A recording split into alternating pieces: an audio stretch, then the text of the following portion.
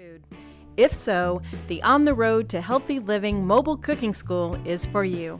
Call Amy Ressler at Texas A&M AgriLife Extension Service at 936-539-7825 to find a class near you or volunteer to host a class.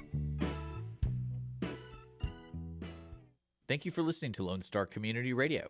This program was broadcasted and recorded live from the LSCR studios in downtown Conroe, Texas. Lone Star Community Radio is supported by listeners like you. Donate and sponsor today. For more information on getting involved with Lone Star Community Radio, contact us at lscrstudios@gmail.com or visit us online at www.irlonestar.com. You're listening to Lone Star Community Radio on 104.5 KCZW LP Conroe and 106.1 KCCZ LP Conroe and worldwide at irlonestar.com. Good morning, ladies and gentlemen, and you are listening to the Weekly Business Hour. I'm Rick Schissler. I'm your host. I'm also a Silver Fox advisor and the founder of OneBestConsult.com. Thank you for joining us today. I think we put together another good show for you. In fact, some people might even say great. How about that? Pat myself on the back real fast on that one. We're coming to you live from downtown Conroe, Texas, which is located, if you don't know, in Montgomery County. Conroe is one of the fastest, if not the fastest, kind of goes back and forth over the last few years, growing cities in America. It's amazing what's happening here. The growth is all around you. In fact, on my way to the studio today, I had to stop and wait because they took the road down to one lane because they were increasing the size of the road. That's happening everywhere. And that was out in the country on a farm to market road. So we're in a place that we see business happening, but we recognize that other places in our country might not be as fortunate. So we try to touch on topics from time to time that relate to that. And one of those topics I'm going to touch on right now. Been talking about this all year. Where's the recession? You know, I love it. Last fall, we began to hear noise from different people, different organizations. Boy, a recession's coming. It's going to be a bad recession. And then they pass, a $1 trillion bill in Congress and spend more money, which common sense and basic economic theory says, well, that's got a real potential to really make things worse one way or the other, particularly inflation. And inflation, recession, boy, those words can eat up a small business. There's no doubt about it. Where's the recession? Well, I love it. Over the weekend, I read a couple articles. Of course, these were from the big guys in New York and Chicago, and now they call it a rolling recession. I still haven't caught on to what a rolling recession, other than it rolls across the country. So what are you going to do? And we talk about that, and I'm going to touch on something later in the program. One of my topics, question for the day, will touch on that directly. I believe the recession is not rolling. It's hiding in plain sight. It's affecting us. It has to, because we buy products and services that are directly impacted, both as consumers and as businesses, that come from all over the country, all over the world. A lot of times we don't know where it comes from. And if they're in a recession or they're facing uncontrollable or high inflation, the price of their product, the delivery, remember the supply chain issues? They're still out there if you look for them. They're still happening to small businesses. There's no doubt about it. The thing that I find interesting, though, and this is just a personal note, we've got a labor force, particularly in this area, and I know other areas of the country, you can't find good people. I mean, unemployment is down. Nationally, though, it's up. It just doesn't make sense to me. But the key thing for all of us, I believe, is where's your revenue? Is it up? Is it down? And there are even people here in the fastest growing city in America. Their revenue is under pressure. It's dropped, not just during the pandemic, but there's still other businesses continue to grow. I work with a CEO roundtable, and every one of our members, which could be why they're the people at the table, their businesses continue to grow primarily at double digits. So it's kind of a favored person in these things. You get the favor of having a particular business, particular industry, and you seem to be doing okay. But the key is it's a new game in town. Recession now is kind of like one of those whack-a-mole things. It pops up here, it pops up there, and you try to quash it and it'll pop up somewhere else. So it's very localized. Well, the impact of recession, like inflation and all these other things, impacts different communities, different areas, different industries, different products, services, always different. And that's a matter of degree. Here, you've got one place, like here in Conroe, where you don't even find it anywhere. You don't see it. It's not anywhere out there, except the occasional business that may be impacted because their industry is being impacted. But other parts of the country, all the businesses in town are affected, or some of them. It's just interesting how it's playing out. And I personally believe the main culprit is we're plugged into an international economy. We're in a world economy. And our buying of goods and services, supplies and things is so impacted by what's going on in the rest of the world. If you don't believe me, hold on. The Saudis just announced a 1 million barrel cut in the price of oil. Watch your gas pump in your local area over the next few weeks and see if that doesn't have an impact. Well, the weekly business hour, as I try to tell you each week, is where Montgomery County and businesses, in fact, throughout the world now come to talk about the latest in business news, ideas to improve their business, and be part of conversations that we believe can make a real difference in your business even today. So again, we thank you for being with us, and we appreciate your contribution. Along those lines, if you hear or see something, since we're in a video cast as well, that you would like to comment on, a suggestion for the show, or you've got a particular business challenge that's personal to you and your business, please send me an email.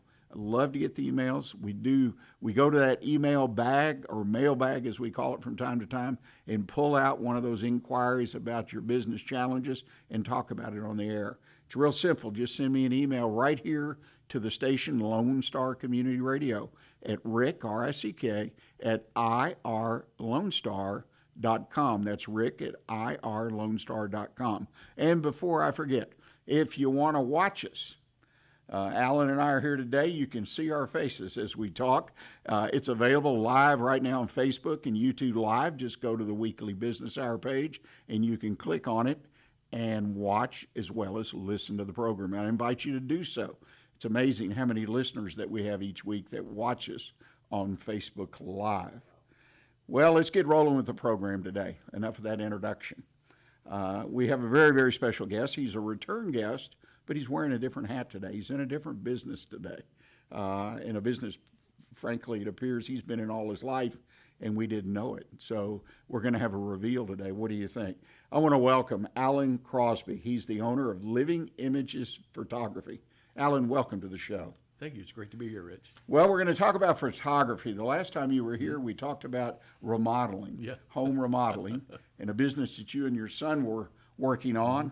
And you just informed me, unfortunately, that business took a real hit during the pandemic, and your son has decided to seek other, hopefully greener pastures.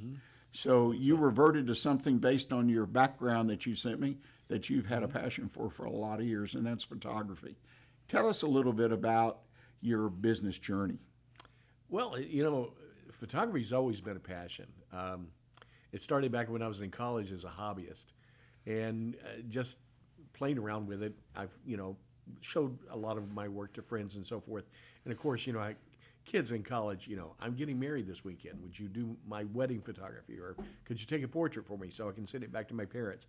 Things of that nature. And I was working at a camera store at the time, and a friend of mine that worked there also worked at a local studio. And he said, do you mind if I show some of your work to my boss? And I'm like, no, that's fine. And before I knew it, I was doing freelance wedding photography for about 4 different studios in the city. And it grew from there. As a lot of young people do, things stop being fun and they start being work. And so I dropped it for a while. But a number of years ago, back probably 2004, I picked it up again and began to work at it on a professional level, doing weddings, doing a lot of modeling work and things of that nature. But a lot of what I've done in the last 20 years is has been focused more on, wildlife photography, shoreline photography, nature photography, landscape, and things of that nature. But that's been a real passion of mine. And moving into semi-retirement, I was looking for something that I could do that would give back to the community and to the public of what I saw and carry on my passions. Photography. I mean, there's a lot of hobbyists out there. That industry went through a major shift, or is still going through it, I guess, from film to digital, opening new doors, and even digital now starting to, with mirrorless cameras. I mean, there's all kinds of things going on. And most importantly, our iPhones or our cell phones all have these cameras. This one's kind of old-fashioned. It only has 2 lenses. New ones have 3 lenses. And I took a picture on here the other day of my grandson fishing. I said, my God, that's a pretty darn good quality, the focus and everything. And I didn't do anything but snap it. You know, lots of things going on in the world of photography. You chose photography because why? It was your passion. I mean, but now you're turning it into a business, or you have had it as a business. Yeah, Big difference. I actually owned my studio for a number of years in the Clear Lake area, and doing portraits, headshots, traditional professional work. I've also had some of my artistic work in a couple of different galleries. But you mentioned the transition. Actually, this is the second transition that has happened, because if you think back to the, years of the Renaissance and so forth, painters like, for example, Velázquez and Rembrandt, they were painting images that looked lifelike and realistic. And you could reach out and touch them. They looked like your neighbors. But when the camera was invented, the camera started capturing images that they were painting. So the surrealists began to venture in and began to paint things that people couldn't see. People like Van Gogh and Miro and some of those began the abstract form of painting that we see now in a lot of ways, things that the eye couldn't capture necessarily, but the mind could. The same thing has happened a second phase now, where you had professional photographers that did all the work. Now everybody, like you said, has got a camera on their phone, and everybody perceives themselves as being able to take a good photograph because they have a good camera. Well, that's like saying I'm a great chef because I have a good stove. But it's the idea. It's not the mechanics. It's the actual eye that makes the difference. Some of the best photographs were captured by Ansel Adams in an old box, camera of photographing Yosemite. So it's not the actual camera itself, although we can take some great photos. It's the eye of the photographer who can visualize and see things that other people can't see. Which is just like the artist who paints or sculpts or some other form of expression. Exactly. They see something that you and I, as you say, we don't see it. And I think that's a really interesting observation by you, and the fact that photography, again, professional photography, requires that. I mean, and I guess if you're a hobbyist and you're trying, which it's all about improving your eye, right? I mean, it is just being able to see it. And the only time people really hire a professional photographer now is to go out and take photos that they can't do for themselves, like a wedding. And you have to, you can't take the photos and be in the photos at the same time easily. And if you're going to take those photos, you need to get them right the first time. Now you've got all kinds of things that you can do after the fact. You can open people's eyes. You can put a smile on their face. Artificial intelligence is going to actually change that. What's the next phase? Are we going to have holodecks like they do on Star Trek? They'll be able to do holographic images, and so it's going to be interesting to see where it goes. But for me, my lifetime is finite. And I wanted to take my body of work and put it in a form that could pass on a legacy, so that people could have a remembrance of what I did while I was here. Right. Well, that's typically a goal of most people. What is my legacy? How do I leave it? What form is it? Is it written? Is it, And I think that's interesting. Back up for a second with me. Okay. A lot of folks don't realize, because we're here talking about business, and a professional photography is a business. It's a professional business, Right? Like lawyers, doctors, architects, engineers. They're professionals, and a photographer is a professional. There are a lot of different kinds of photography out there. Professional. Share kind of a quick list with our listeners, so they may know it, but they may not. Well, professional photography, ranges everything from commercial photography where people are taking photographs of a business, buildings, maybe a plant of some type, or even parts that are being shipped out that you go on the internet, you see photographs of everything you want to buy. So somebody has to photograph that item. So there's the commercial side. There's also the portrait side where people, they need headshots, they need a professional portrait, they want a family portrait of some type, and they want it to come out great with brilliant color, brilliant clarity. Then you also have wedding photography.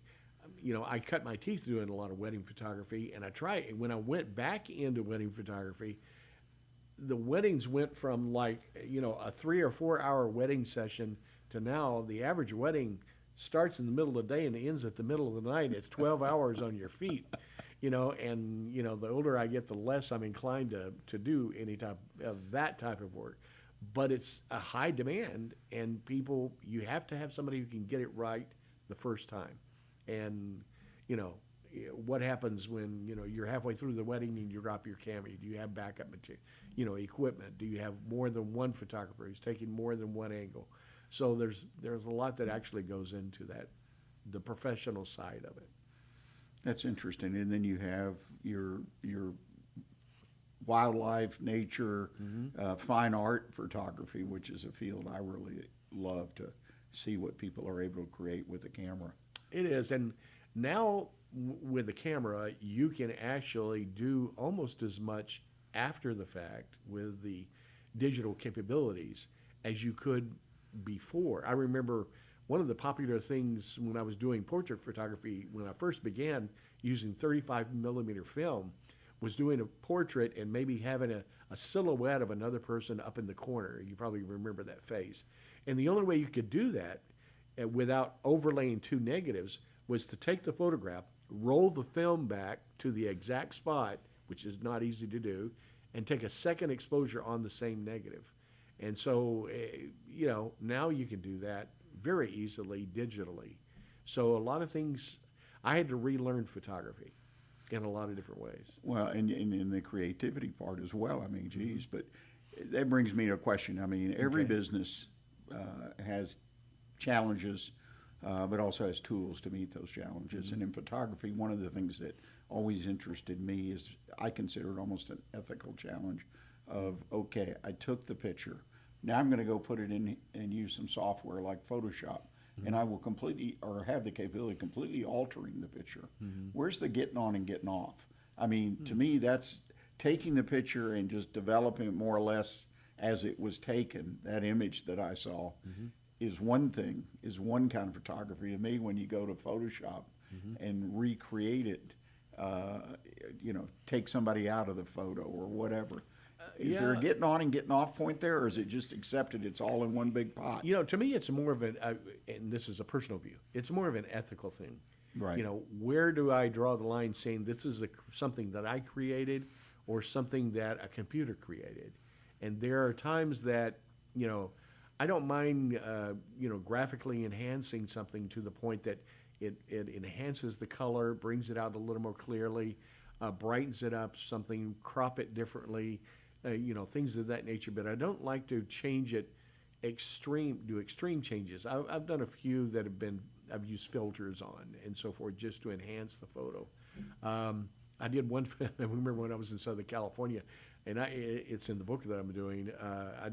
Was out on the beach with all the cliffs and the sunshine, and sun was going down, and the sun was shining through the water spray as the water was crashing on the rocks, and I was trying to catch that that luminescent glow of the water. I was about 200 yards away from a cropping of rocks, and I caught a photograph, and I said, "This is going to be great." And when I got it back home, and I got it on the screen, what I didn't see when I snapped the photo was that about another 200 yards behind that spray of water was also another cliff with a small cave, and in that small little cutout cave of the cliff was let's say that it was a couple in an amorous moment. And to keep the photo PG rated, I did go in and edit out those two people out of the scene. But other than that, I try to keep it as close to the original as I can. Right.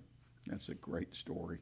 And that is one thing when you take a picture to take in everything. Right. Because I know, and I'm a hobbyist. I don't even know if I've qualified as that, but to see that whole thing and what's through the range of the view, and it's you don't see everything many times, because then you sit down and look at it, blow it up a little bit, and wow, it's amazing. Some things. So I get that. Obviously probably a really good call to take that out. Alan, believe it or not, we're to the point we need to take a break, commercial break for the station, and give credit to our sponsors. Ladies and gentlemen, I hope you'll stay with us. When we come back, we're going to talk about Alan's new business, or kind of a shift in a way to maintain or create his legacy. And I think you'll be very interested on what he's done. So please stay with us. We'll be right back with you.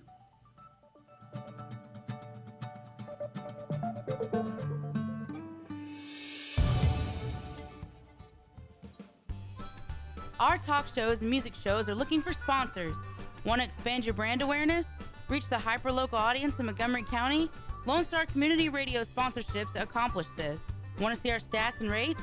Check out ourlonestar.com/sponsor for more information. Or call in and leave us a message at 936-647-3776 with your questions. Get seen on TV, YouTube, and heard on our podcast, FM, and internet radio. Support your local radio station with Lone Star Community Radio. Statistics show that 1 out of every 6 Texans struggles with food insecurity and hunger. And many people don't eat enough fruits and vegetables every day. The Better Living for Texans program is here to help you learn how to make healthy menu choices, save money at the grocery store, prepare quick and delicious meals, get more good nutrition in your day, and get more physical activity. Classes are fun, friendly, interactive, and free, and taught in English and Spanish. We are Texas A&M AgriLife Extension, helping Texans make their lives better. Hey y'all, it's DJ Mike from Dance Time in Texas.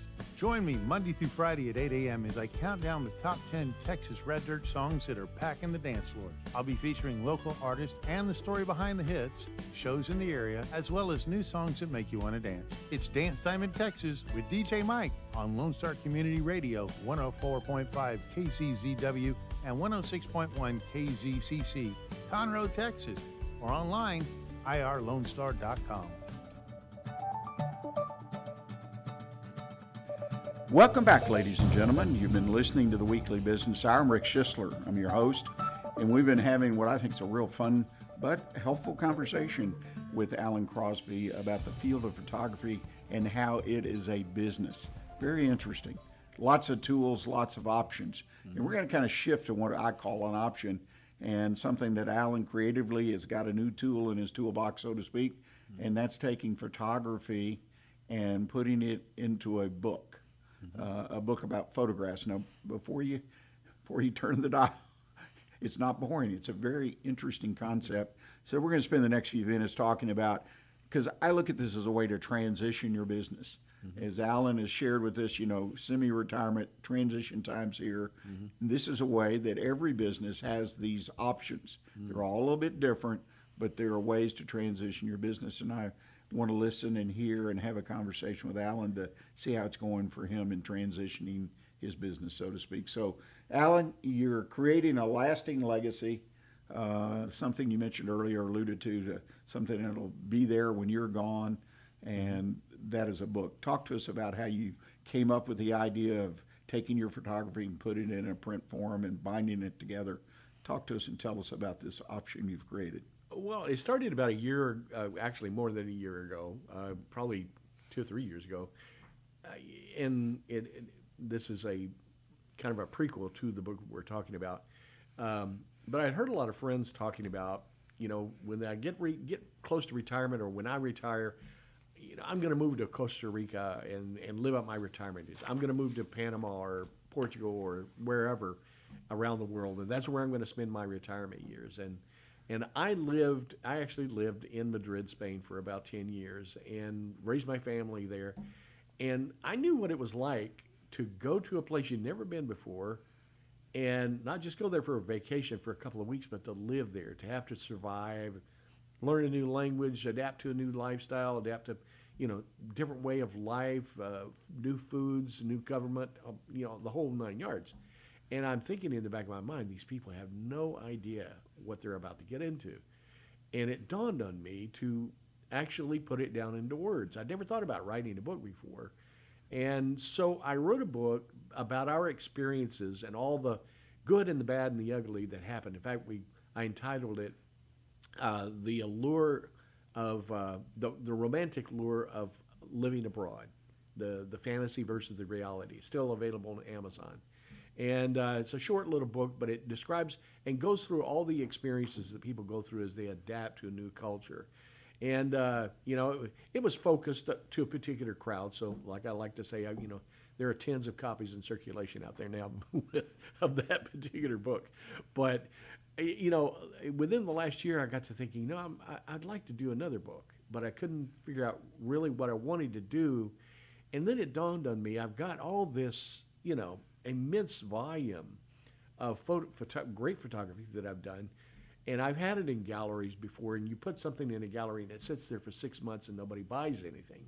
And I'm thinking, this is a way to put it into the hands of anybody who wants it, to be able to guard and have it and I'm putting it into the form of a coffee table book. And it will be, actually, this particular book will be the first in a series of coffee table books. And so I'll be doing, more as time goes on.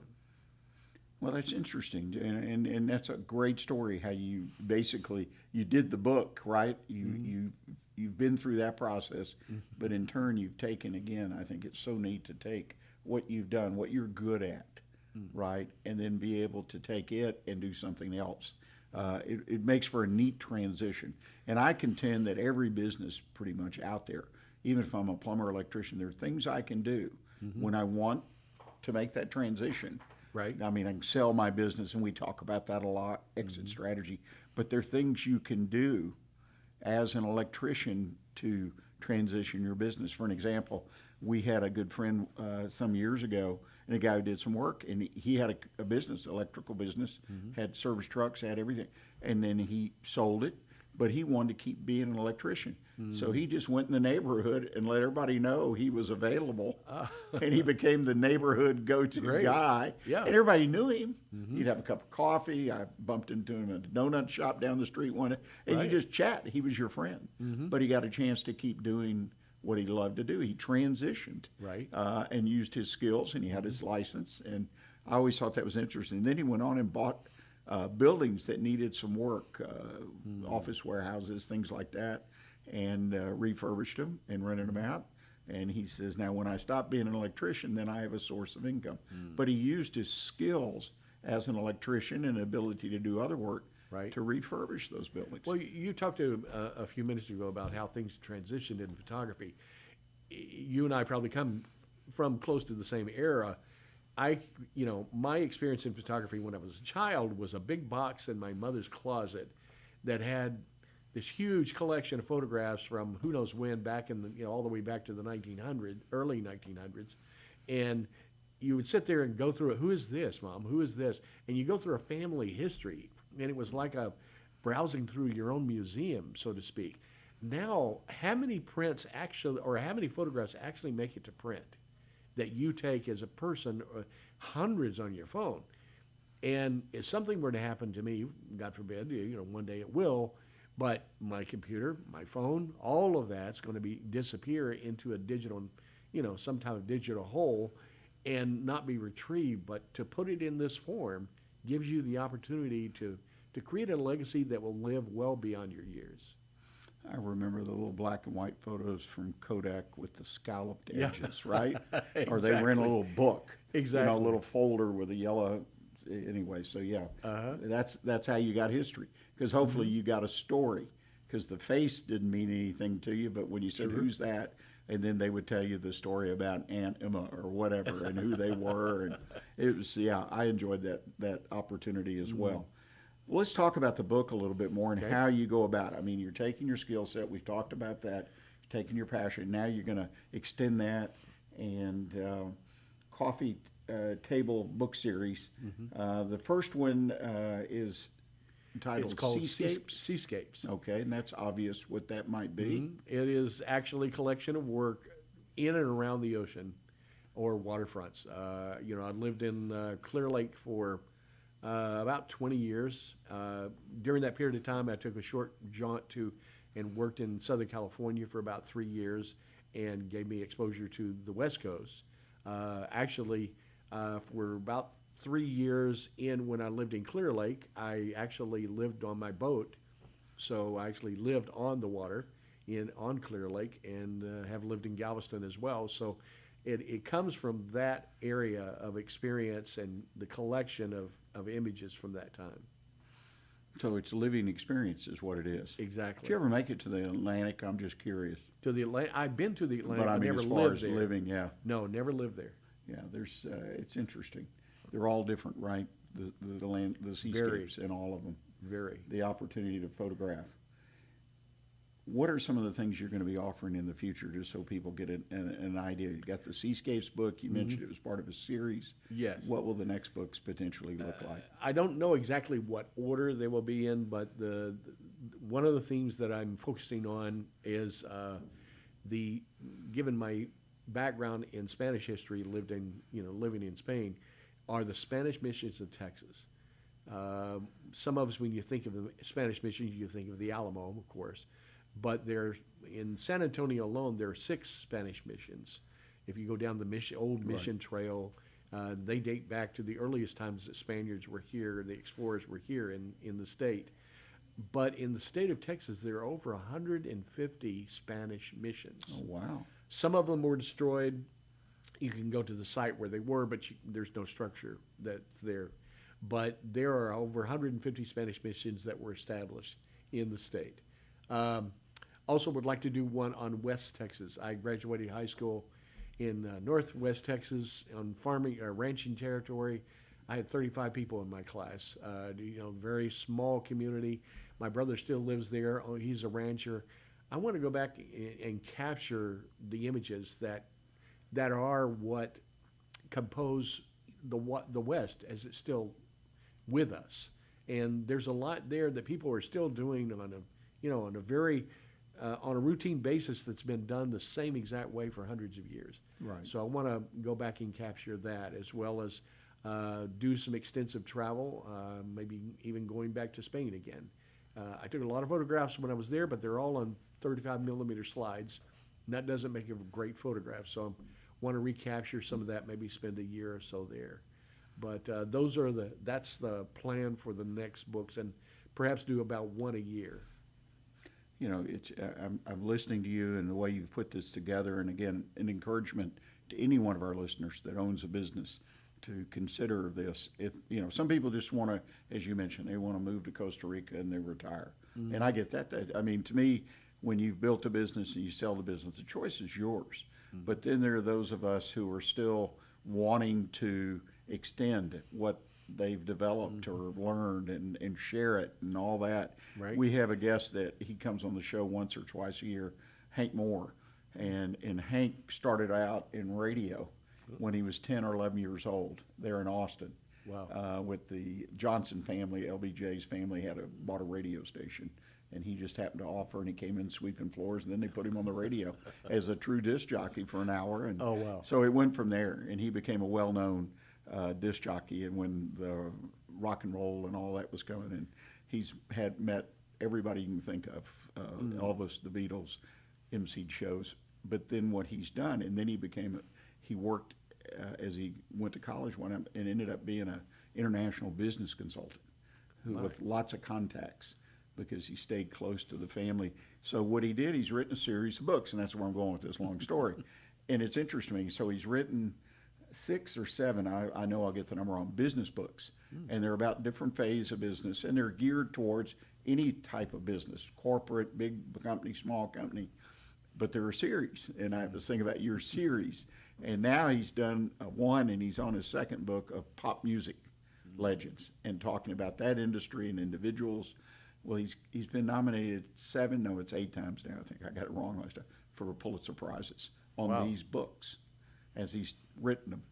And so he is, like you, turned his life, his history into a series of quality books on business and other books. He's written other books that are more like MBA program at Texas used one of his books. It's not in this series, but he wrote those kind of, and he's got some great books. Those are as well, but they're more scholarly.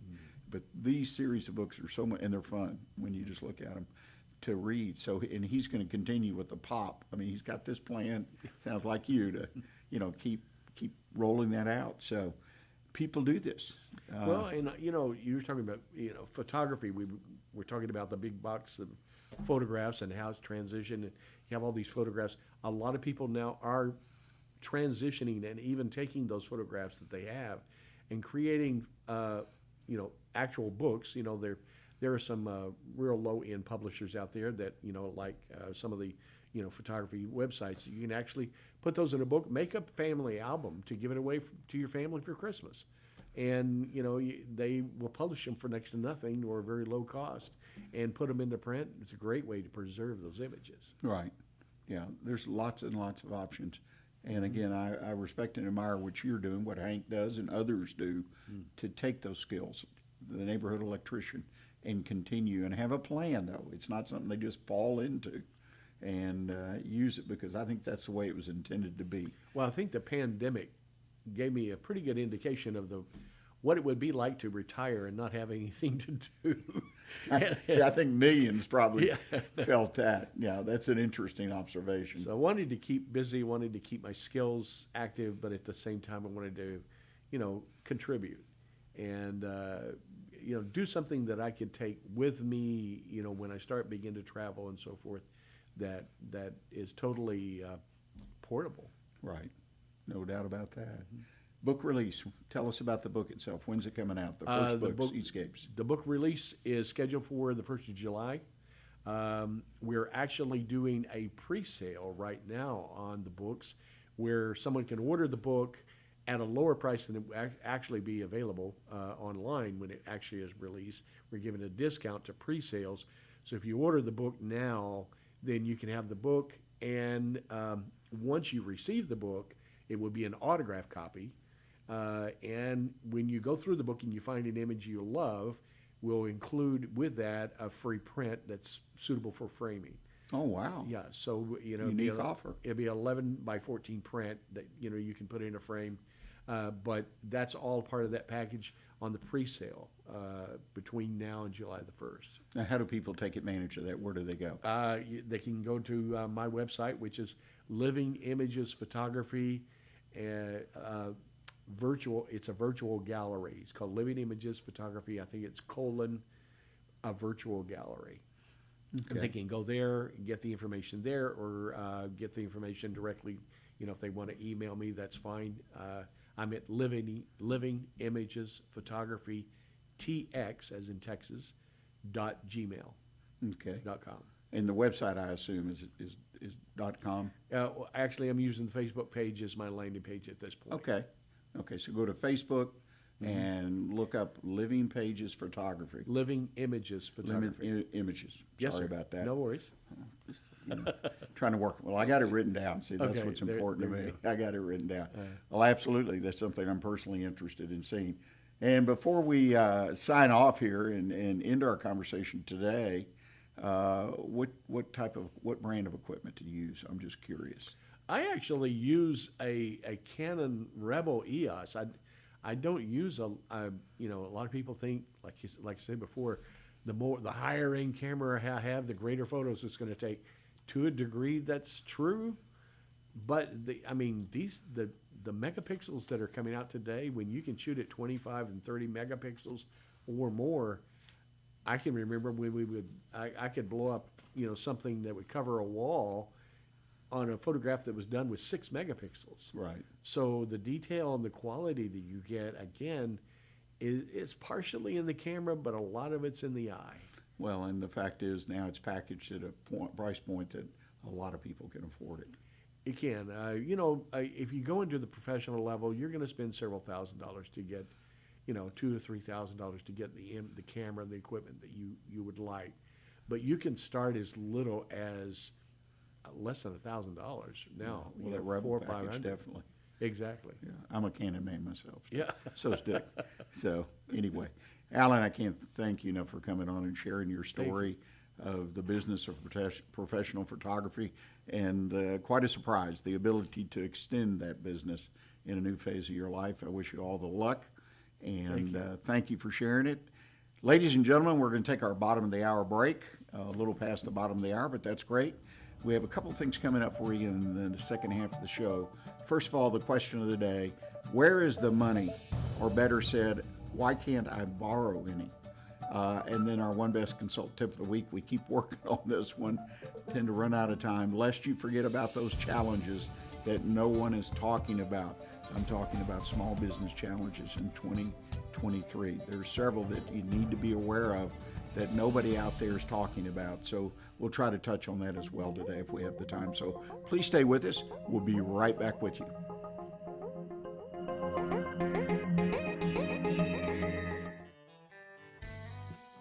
Lone Star Community Radio is Montgomery County's radio station with talk, music, weather, and traffic for Montgomery County. Have a question or comment about one of our shows? Want to know how to reach a host? Just contact the station at irlonestar.com or call in and leave a message at 936-647-3776. Get involved with your community with Lone Star Community Radio.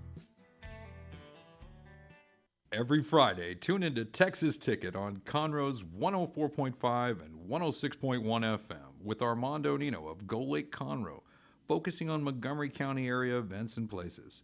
Get a feel of the Texas spirit at the event, paired with guest and vendor interviews, event coverage, and ticket giveaways, and so much more. Join us Fridays and punch your Texas ticket. For more information on the show, visit irlonestar.com/Texas Ticket. Did you know that there are over 153 million orphans in the world today? The sad reality is 99% of those kids will likely never be adopted. Core Love is an organization right here in Conroe that takes care of orphan children in Haiti, Honduras, and India. We bring the love of Jesus by providing their 6 basic needs of clean water, proper food, healthcare, education, job skills, and a loving home. Visit corelove.org, that's CORELUV.org. Will you help defend the orphan?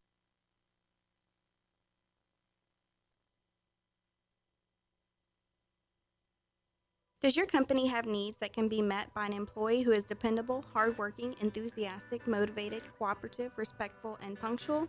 Conroe Independent School District Special Education Department can meet your needs by connecting you with potential employees that have been preparing for a lifetime of employment. We have numerous individuals seeking paid and unpaid work experiences. If your company is interested in seeing how we can meet your business needs, call Conroe ISD Special Education Department to find the best employees for you at 936-709-7671.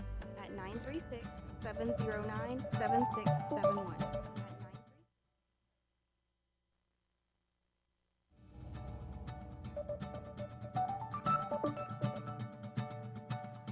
Welcome back, ladies and gentlemen. You're listening to the Weekly Business Hour. I'm Rick Schissler, and I'm proud to be your host of the program here today. I want to remind you once again, if you have a comment about the show or you have a challenge in your business, we'd love to get those because that's what I do. I'm a business advisor. I actually mentor a CEO roundtable of really smart, successful business people here in the Conroe area. So send us your challenges, your comments, suggestions. Very simple. Send it to Rick, R-I-C-K, at irlonestar.com. That's Rick at irlonestar.com. Okay, where's the money? That reminds me of that old slogan, where's the beef? Most of us will remember that. Well, where's the money? The fact is that the banks are tightening their requirements. Now, some size banks more than others. And I caught a great article this weekend that kind of capsulized a lot of it. Ruth Simon writes in the Wall Street Journal, and her articles relate particularly to smaller businesses. And I always find them very interesting, very to the point, lots of support in statistics and facts for what she comments on. And I encourage you, if you want to follow somebody that can give you an article once a week just to look over on topics that definitely have impact on your business. You may not even realize it. But what's happening with the banks, just to kind of put it all down in a small package, is we've had some big banks fail, and everybody should be aware of that and the impact, and say, well, that doesn't bother me. I'm here in Conroe, Texas. But it does. It reverberates through the system. And what's happening is the banks, particularly in this case, the medium and local banks at this point are tightening up their lending requirements. They're tightening up the number of loans they make. And see, tightening these lending standards and requirements, you can still get a loan in some cases from these banks, but you're going to pay a very high price. And that was one thing I was really surprised. Some of you may have known it. I felt kind of out of touch. But over the last year, interest rates have doubled and tripled. I knew that the inflation rate had gone up that much, but according to Ruth and some of the folks that she interviewed for this article, people are paying 11% plus for their borrowing, their line of credit, things like that. Operating loans, that kind of stuff. So it's very interesting. But what concerns me most for you and for everyone out there is being able to locate and find the money you need, either to expand your business or your line of credit that you draw down when business slows down. And it may have slowed down in the same months, same period of time for the same reasons for years. But still, getting that line of credit is a little more difficult. There are businesses that are having their lines of credit cut back because their revenues dip somewhat, and it's just amazing. So it becomes a situation where, one, you find it more difficult to get a loan. You're getting your credit lines, et cetera, cut. Stricter terms are being put on you. Obviously, higher borrowing costs. The banks are making more because they're paying more for their deposits. You got longer waits to get the loans completed, and you get a lot tougher questions from the banks. That is not universally true, but it is true in many areas of the country. Generally speaking, the banks are being a lot more conservative, responding to the slowdown in certain businesses and their sales. The same thing applies to real estate loans. You want to expand your business, you want to build a new building, you want to build another building, you want to add on, whatever it might be. There are companies now that had these plans in place, because usually you don't just decide one day to go build something. You talk about it, you think about it, you hire somebody to draw it up for you, you look at the whole picture for a period of time, a year or two, sometimes longer. Now you go to the bank and you've got it all set up. You've talked to the banker before. You've been given even a price sheet, offer sheet on the terms and this, and you find out it doesn't apply anymore. It applied 6 months ago, but it doesn't apply now. The rates have gone up. The collateral's gone up. There's all kinds of things that are happening. In the article, Ms. Simon reported, based on a release from the Federal Reserve Board in May, that nearly half of the banks, all sizes, reported stricter loan standards for small business in the past 3 months. And more than half said they expect to tighten those lending standards further in 2023. So if you're in the market and you want to borrow money, you may need to borrow money, okay, to get through a slowdown or something. Be careful. I mean, you need to prepare as far as in advance as you can. In another survey conducted by Goldman Sachs recently, 77% of small business surveyed said, this was in April of this year, were concerned about their ability to access capital. A year earlier, it was only 23%. That's a really, really high percentage. One of the things you can do is that you may need to change your business model, because you will not be able to depend on a bank to lend you that money because of all the different things. And again, they may lend it, but it's going to cost you 11% in some cases. I mean, that is an amazing number for an operating loan, line of credit, et cetera. So these kind of things are happening. Be aware of them. Thank you to Ms. Simon for her great article she writes. And again, I encourage you, look her up, Ruth Simon. She writes for the Wall Street Journal and I'm sure other sources. Great information for us in small business. Well, the One Best Consult Tip of the Week, one I've been trying to talk about for some time, and it was about, entitled, Don't Forget About the Challenges That No One is Talking About. or lest we forget. Lots and lots of conversation. We got this rolling recession, which I think is hidden in plain view, and we talked about that today. But there are issues out there that we as businesses, we don't hear about it, and fortunately we don't think about it, and there are issues that can make a huge difference. The number one thing is, and I encourage everyone in small business that I work with, whether it's a CEO roundtable or whether it's individuals in my work as a Silver Fox advisor, you're going to have to try your best to understand broader economic conditions. In other words, you're going to have to spend a little bit of time, 15, 20, 30 minutes, I don't know what the time frame, and read Ruth Simon, read other resources, listen to podcasts. Try to stay up with what's going on in the economy. You don't need to take a test. You don't need to stand up in front of a crowd and give a speech on it. But you need to make sure you have a current understanding of what's going on. Federal Reserve, month to month, everybody watches. They're going to raise interest more. They're going to lower it. Some of this is a little too intense for me as a small business owner, but you need to be aware of things like that. Supply chain disruptions are still out there. And if you're not being impacted today, you very well could be impacted next month. They're still going on. They're not getting as much press as they used to, but look around. Look at some of the things you and your family buy.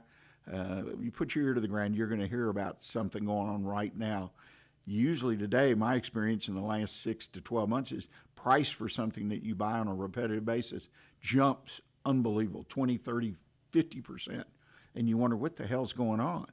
It's not a unique product, it's, or service, but when you back up and you take a look at it, switch, in my case, I've tried to find alternatives, but 6 months later, 3 months later, the prices drop back. That's a supply chain disruption. It's just a message that we're given.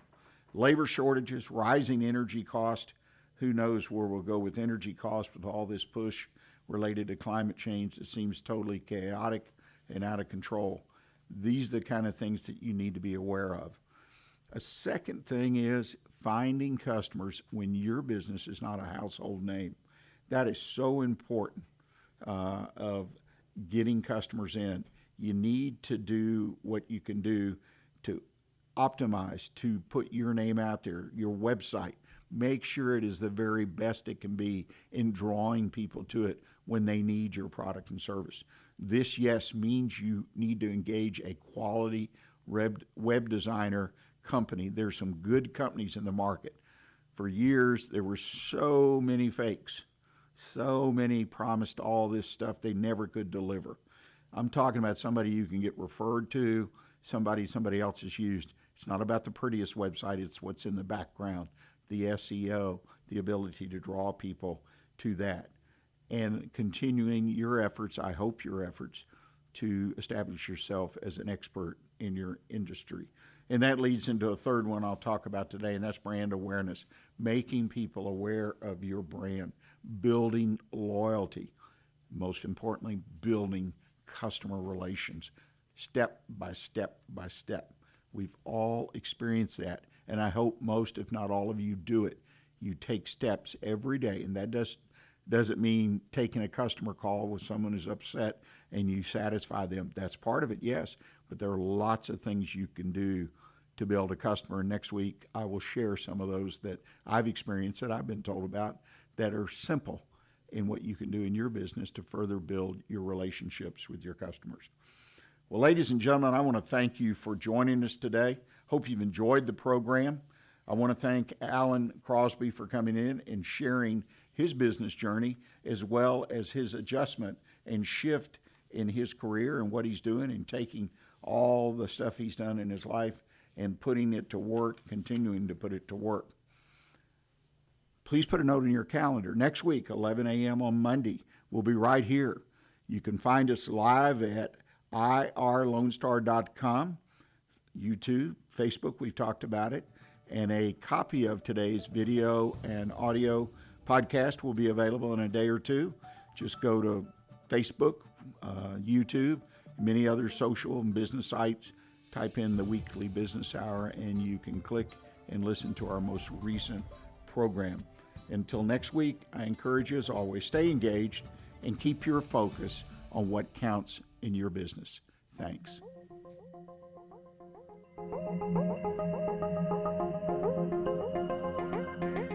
Does volunteering at a nonprofit horse